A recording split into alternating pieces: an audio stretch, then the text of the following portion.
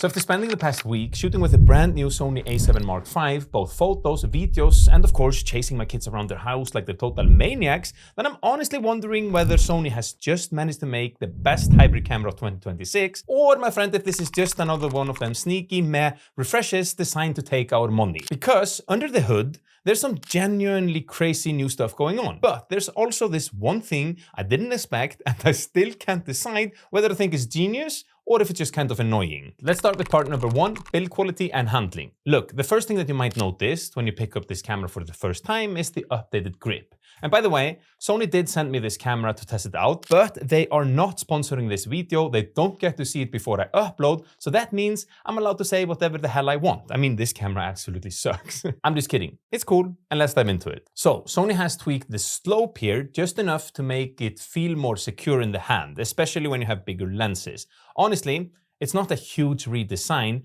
but it's one of those, oh yeah, that feels a little bit nicer kind of upgrades that you feel when you hold it, or like you kind of feel. It's not a massive difference. Now, when you do flip the camera around, on the other hand, you'll see the new 4-axis multi-angle screen. This shit is awesome, and it's totally different from the usual flip-out screen because it lets you tilt, rotate, and angle it in more ways without the awkward side hinge. You see this? This is just, oh, I love this. Now, it's been around on Sony flagship models for a while, and we are finally getting it here too. Also, another little update is that now the entire UE automatically adapts to when you rotate the camera, which is not mind-blowing, but it's kind of cool. And it's definitely useful. The body itself, as you can see, is a classic Sony, compact, lightweight, and weather sealed, and it looks pretty much same as the good old Sony, which is here A7 IV, but they say it's a little bit slimmer and a little bit lighter. I honestly can't tell a difference, to be fair. Now, you might be sitting there or standing. I'm not sure what you're doing at the moment, but either way, you're probably thinking to yourself, but is there any difference between the A7 IV and the A7 Mark V when it comes to the body? Do we get some extra buttons or some little cool things on this new camera? And the truth is, no, not at all. They look exactly the same, from the top to the side to the bottom. So yeah, nothing flashy in the upgrades to the design of the body, but very refined, and it feels comfortable. Another update now is that you get two USB-C ports. One fast 10 gigabit port to transfer and tethering, and then a second port for powering your accessories. This actually makes a massive difference if you shoot on a gimbal, live streaming, or you need to transfer files while needing to power the camera at the same time. If you, my friend, don't do any of that, well, then it doesn't really matter. And then another thing, Sony has now even refined the electronic shutter sound. You can now adjust the volume in 6 different steps, from total silent all the way to a much cleaner click, depending on the environment that you're shooting in. I don't know if this update was actually needed. I find this a bit annoying, but you know, hey, we got it. Now, all of this is great, but none of it matters unless inside the camera actually delivers something new. So let's take a look at the specs, and more importantly, my friend, let's take a look at what Sony actually changed underneath the hood itself. By the way, I made a free 33-day email series to help you become a better photo editor. It's one short tip a day, and it's totally free. You can find it in the description down below. So inside this camera is where things actually start getting interesting, my friends. You see, Sony didn't just tweak a few numbers. This camera actually has a completely new, partially stacked 33 megapixel sensor paired with the brand new Bion-Z XR2 processor. And those two upgrades change almost everything about how this camera performs. Basically, my friends, in nerdy language, it dramatically speeds up the sensor's readout, reduces rolling shutter, and unlocks the biggest headline feature of this entire camera. We're talking blackout-free 30 frames per second continuous shooting. That's the same speed as you get on the A1 Mark II, which in my opinion is pretty sick and a huge step up from the previous 10 frames per second on the A7 Mark IV. And it's honestly pretty wild to see this level of performance trickling down to the A7 lineup. That is what we love, you know. Now, along with that speed, Sony has also added something they call pre-capture. So pre-capture basically means that the camera is already recording photos before you press the shutter. So the way it works is that when you half press the button, the camera starts to constantly buffering images in the background. And the moment that you fully press the shutter, it actually saves the frames from before that you took the shot. So my friend, if something unpredictable happens, maybe a bird takes off or your kid suddenly jumps or spazzes out and decides to behave like a total psychopath, you know, the usual stuff, then you still got that moment, even if your reaction time was a little bit off, because you're a slow fucker just like me. And the cool thing is that you can set it up from anywhere between 0.03 seconds up to a full second. And when you combine that with 30 FPS, it genuinely becomes hard to miss a shot. Like, pretty much impossible. So what does that mean? It means that if you're into wildlife photography, sport photography, or any type of fast action moving type of photography, you're probably pretty excited right now. Maybe even a little bit too excited. Your little Jarl might even be pointing straight up north at the moment. But if you're like me and you specialize in photographing non-moving mountains and such, you look at this and you think to yourself, dang, this is actually pretty sick. But will it help me out? Probably not. However, the good news is that it's not just fast. The autofocus has been totally reworked too. There's now a new AI processing unit that recognizes humans, animals, birds, insects, cars, trains, aeroplanes, and it even does a full human pose estimation. I mean, this thing locks into heads, bodies, and movement in a way that I think is kind of crazy. It's been around on all the Sony cameras for a while now, and it's nice to get these features or this thing in this camera as well. The image quality, my friend, has also gotten a little bump. The dynamic range is now 16 stops when you're using the mechanical shutter, which I think is pretty nice for a camera at this level. A few other things, Lola's performance is up to ISO 204,800 if I remember correctly. That's a lot of ISO. I'm not so sure we're gonna bump it up that much, but hey, you got it, you know. And Sony has added an AI-powered auto white balance, so the colors look more accurate straight out of the camera, especially in more tricky lighting situations. What's more is that the stabilization system has also gotten an upgrade. You're now getting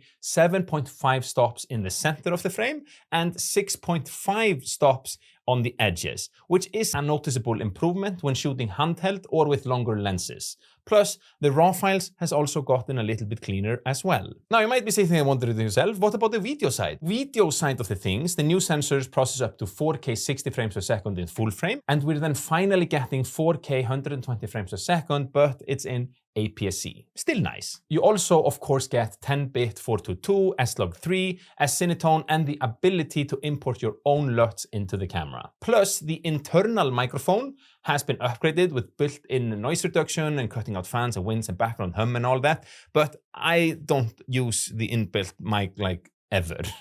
So as you can see, I wouldn't say that the upgrades are small by any stretch of the imagination. This is a brand new A7 model just placed in a familiar body that we know. But my friend, the specs don't mean shit until you actually see how it performs in the real world. And that's honestly where this camera surprised me the most. But before we get into that, then I first want to thank the people at Artlist who helped me put videos out like this for you guys on a regular basis.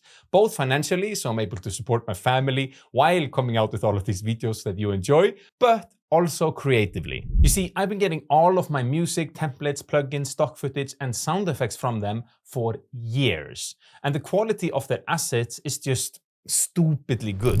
Way better than anything else that I've been able to find. For example, their sound effects library is ridiculously good, and they made finding the perfect sound for whatever video that you're working on really easy. They've also added a ton of new AI tools that are actually insanely good and helpful. For example, you can generate ultra-realistic images, blend references, change backgrounds, or even animate your photos into videos. I mean, the possibilities with these tools are just endless, and I've been using them a lot lately for the help to creating my thumbnails. I mean, look, thumbnail design takes me so much time, and I'm not exactly a Photoshop wizard, but with the help of these tools, I've been able to create things I wasn't capable to do beforehand, which is kind of mind-blowing. And one thing I actually love about the music itself, if we're allowed to circle back to that, is that you can download these stems. So if you want to customize the track to your own liking, removing drums, boost voices, or whatever, then you can do just that. Amazing. Now, if you want to try it out, there's a link in the description which will give you 2 months extra off your yearly subscription. And honestly, I couldn't do what I do on this consistent basis without them. So big thanks to you, my friend, for checking them out, and a massive thanks to Artlist for helping me keeping these videos coming. Alright my friends, so it's time for what's in my opinion one of the most important parts of this video, and that is the real world usage. How does this camera actually work when you're out shooting in the real world? Because things, can look good on paper, but are they good when you're out in the field? That is the big question. Now I've had this camera for just a few days, but I've been hammering on it. But then also, in my opinion, it is not enough to truly find them quirks and what is not that good about it. I need more time for that. So once I've bought this camera, I used it for a week or even months, I will update this video with the things that I've found. But at the moment, I'm gonna say that it's pretty similar to the previous version when it comes to handling and all of that. It is faster, for sure, across the entire board, more responsive and all that. Now, is the responsiveness of everything that much better that you should drop everything and go run and buy this camera right away and upgrade? I'm not so sure, or it will depend on who you're asking. Also, we can gladly announce or say that this camera, it does tolerate quite cold weather. Down there, when the bottom of this mountain, the car showed minus 11 degrees Celsius. That is a lot also in Fahrenheit. But up here, this is like 200, 300 meters higher. It's probably more, like minus 14 or something. And no problem at all.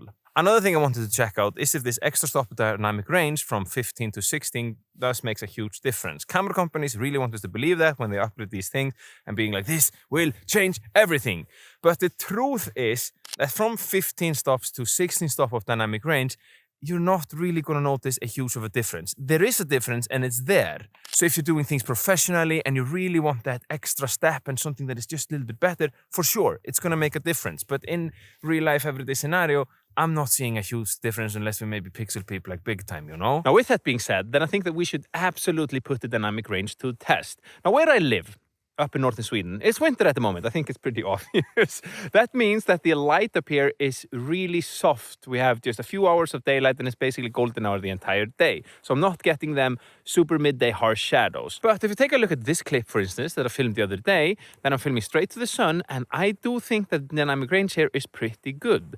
Especially considering that this was filmed in total standard picture profile, like no picture profile at all, just straight out of the camera. And if we were to then switch to S-Log3, a flat picture profile, I would in theory be able to crank out more dynamic range out of this camera. So I'm pretty pleased. Now, where there is a big noticeable difference, on the other hand, is the thing that we've been yapping about in this video and their main selling point, the 30 frames per second blackout free shooting. That is insane. But I do landscape photography, and one thing that I like a lot about landscape photography is that the mountains around us and the trees, they're not going anywhere. So it's really easy, for me to just compose it any way I want. I can drink a little bit of coffee and it's still there, when I come back and I've had a little coffee. So does it make a big difference for me and my style of shooting? No, not at all. But is it cool? Hell yes. I mean, when you're at the bar and you see that girl that you fancy, you can tell her, hey, my camera, it does 30 frames per second blackout free shooting. And I'm telling you, she's probably gonna go like, wow, you know what? I'm gonna drop my pen. Other than that, it's been really nice shooting with it. It's a very enjoyable experience and I had great fun with it. I also do